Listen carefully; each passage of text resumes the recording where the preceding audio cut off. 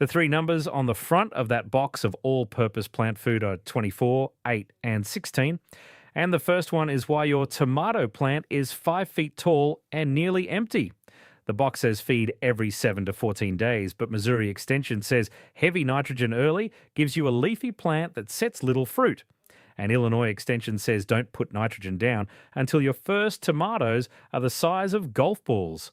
So one of those calendars is wrong for a tomato. Today, I'll show you which one and when to flip it. 24 is nitrogen, 8 is phosphate, 16 is potash.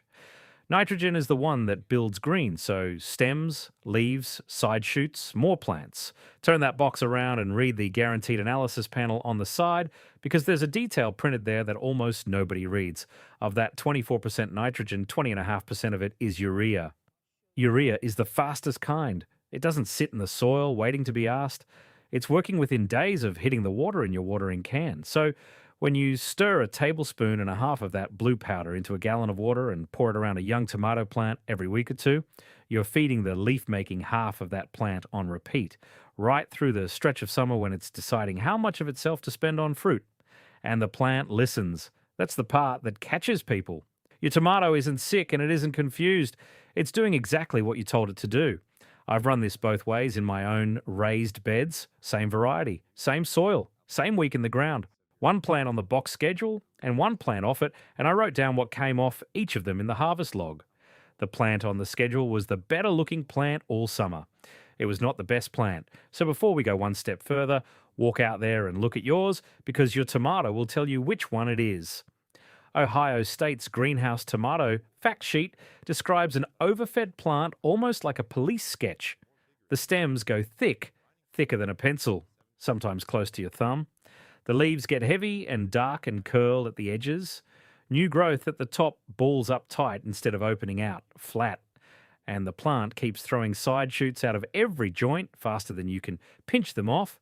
Then look at the flowers because that's where your harvest actually comes from. On an overfed plant, the yellow flowers open, sit there 4 or 5 days, go pale at the base, and drop off in your hand with no green nub behind them. Rutgers calls that all foliage and no fruit, and puts too much nitrogen at the top of the list of things that cause it. If you just pictured your own plant, good. That's your diagnosis, and the fix is a date on the calendar. I'll give you the exact one in a minute. Before I do, this is one piece of a much bigger schedule, and the whole schedule is written down day by day in a book called Steve's 30-Day Maximum Yield Protocol. It's 115 pages, 30 days in order, from getting your soil ready through harvest, so you're never standing in the garden guessing what this week is for. There's a section in it called the Big 7 Yield Killers, which is the checklist for finding what's actually holding a garden back. There's feeding for fruit instead of foliage, which is what we're doing right now, and the pruning that feels wrong while you're doing it and multiplies what you pick. Works the same in raised beds, in-ground rows, or containers on a patio. Now go ahead and grab your phone and open up your camera, the same one you use to take pictures. Point it at that square code on your screen and hold it steady for a second. A little link will pop up, give it a tap, and it will take you straight to the book. And if you're watching on your phone right now, the link is waiting for you right down below in the description. Take your time. There is no rush at all. I'll wait right here. All right, so here's where the calendar gets specific. Here's where 4 different extension services agree, and they don't agree on much. Missouri says hold your first side dressing until the first fruits are about a third grown.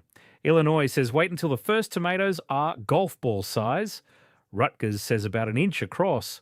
Minnesota says when the first fruits start to enlarge. Not one of them names a week on the calendar. They all point you at the same thing, which is to go out and find actual fruit hanging on the plant.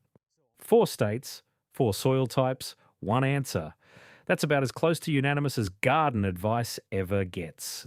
That's the switch. Not spring, and not 30 days after planting, which is what the box on your potting bench tells you. The moment there's a green tomato on that vine, big enough that you could pick it up and feel some weight in your hand. And there's a hard reason behind the timing. Before that first green tomato exists, a tomato plant has nowhere to put extra nitrogen except into more plants. Once fruit is on the vine, that fruit becomes the hungriest thing out there, and the sugars start moving toward it instead of into another arm's worth of leaves. Feed before the switch, and you're bidding against your own tomatoes for the same sugar. After the switch, that same tablespoon lands right where you wanted it in the first place.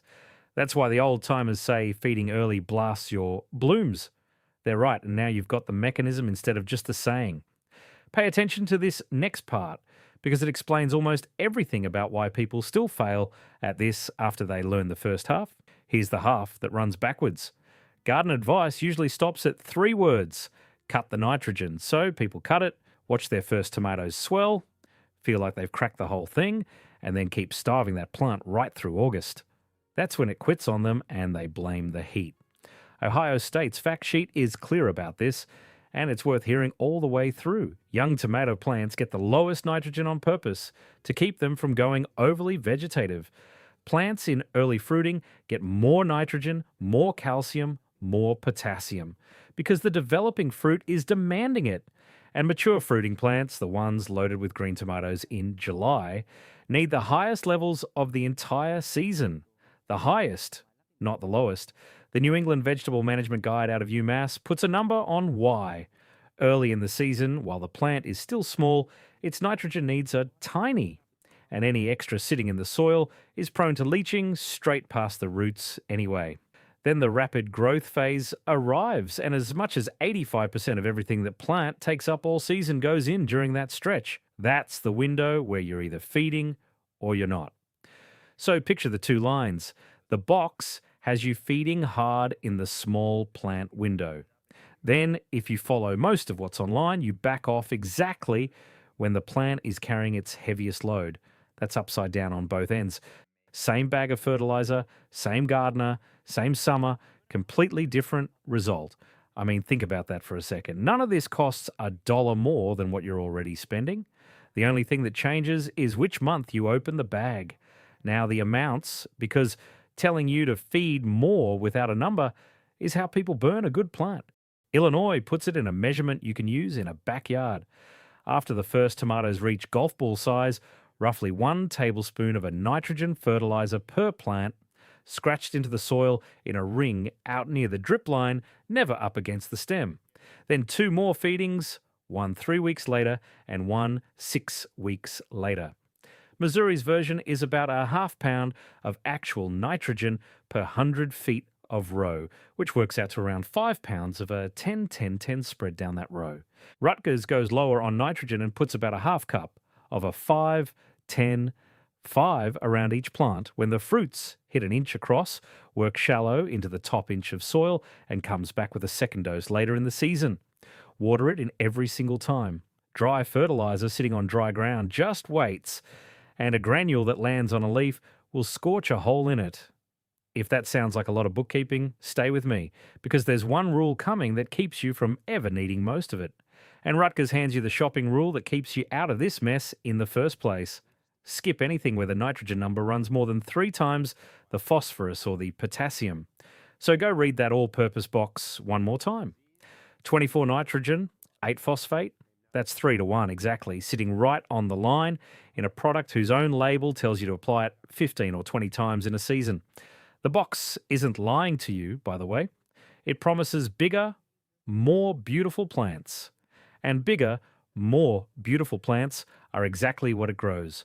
Nothing on that front panel ever promised you a tomato. And that jungle bills you a second time on the fruit you do manage to get. The University of California's statewide tomato guidelines note that the lush vine growth excess nitrogen produces has to be trimmed back by crews out in the field, and that it can raise fruit rot and mold. Now think about what a wall of wet leaves does in a backyard bed. Air stops moving through the middle of the plant. Morning dew sits on the lower foliage until 10 o'clock. Splash off the hose carries soil up onto leaves that never fully dry out. That's the setup for early blight and for the spotted lower leaves that show up in my comments every August. So the extra nitrogen costs you fruit up front, and it also builds the conditions that take a share of whatever's left on the vine. And that's only half of what that schedule does to a raised bed or a container. Missouri makes a point almost nobody acts on. The fertilizer you mix in at planting time will not carry a tomato plant through an entire season. In heavy garden soil, that's a slow problem. In a raised bed full of loose mix or a 5-gallon container on a hot patio, it's a fast one because every time you water, some of what you fed runs out the bottom with it. So container growers get squeezed from both directions. They're the most likely to be feeding every week out of that box early, and they're the most likely to be running on empty by the time the fruit is actually sizing up. Same fix, same switch. You just hit it a little or more often and a little lighter. Now, before you go yank every plant you own, I owe you the honest part because nitrogen takes the blame. For a lot of things, it never did. Rutgers lists several causes of no fruit, and only one of them is your fertilizer. Heavy rain is on that list, and temperature is on it twice. Above 90 degrees or below 55 degrees, tomato flowers are bought and drop no matter how perfectly you've been feeding them. So here's how you tell those apart in about 10 seconds. Overfeeding gives you a big, dark, thick-stemmed plant that's dropping flowers. Heat gives you flowers dropping off a plant that otherwise looks completely normal during a stretch you can point to on the weather app. Uneven watering, letting the bed go bone dry, and then flooding it will drop flowers too, and it'll bring you blossom end rot on the fruit that does hang on. I know that's not the answer anybody's hoping for, but fixing the wrong problem costs you the rest of the season, so I'd rather tell you straight. Okay, say you're already 3 or 4 feeds deep this summer and you're standing in front of a green monster. Can the season still be saved? Yes. Here's the order I'd do it in. Stop the nitrogen today. Not taper it, stop it. Water deeply and evenly, an inch or two a week counting rain, and mulch with straw to hold it steady. Water is the only thing that carries excess nitrate down past the root zone. And even moisture is also what keeps blossoms from rotting off the fruit while the plant recovers. Then open that plant up, pull the suckers out of the joints, and thin the leaves shading your existing green fruit. You're taking away the mouths that were competing for sugar, and you're putting light back on the tomatoes you already have. Leave the flowers alone and check them every few days. The first time you find a green tomato at golf ball size, that's your switch. And now you side dress with the amounts we just went through. Then give it 2 to 3 weeks. A tomato plant will not turn around over a weekend, but it will turn around. And for next year, do the one thing that makes all of this guesswork free. Send a soil sample to your county extension office in the fall. Every one of those extension guides says some version of the same thing before it says anything else about fertilizer, which is to test first because a bed that's already loaded with nitrogen from last year's compost or manure doesn't need 1 grain more of it in May. Here's what actually works. You stop feeding the calendar printed on a box and start feeding the report that came back from your own dirt. And this is the part I want you to keep, more than any measurement I gave you today. Go back to that box one more time. 24, 8, 16, feed every 7 to 14 days. Every number on that label is honest. They're all measuring a plant and you're trying to fill a basket, and those 2 jobs need that same bag opened in 2 completely different months. A tomato plant is a little factory, and in any given week, it's either building the factory or building products. Feeding is how you tell it which one.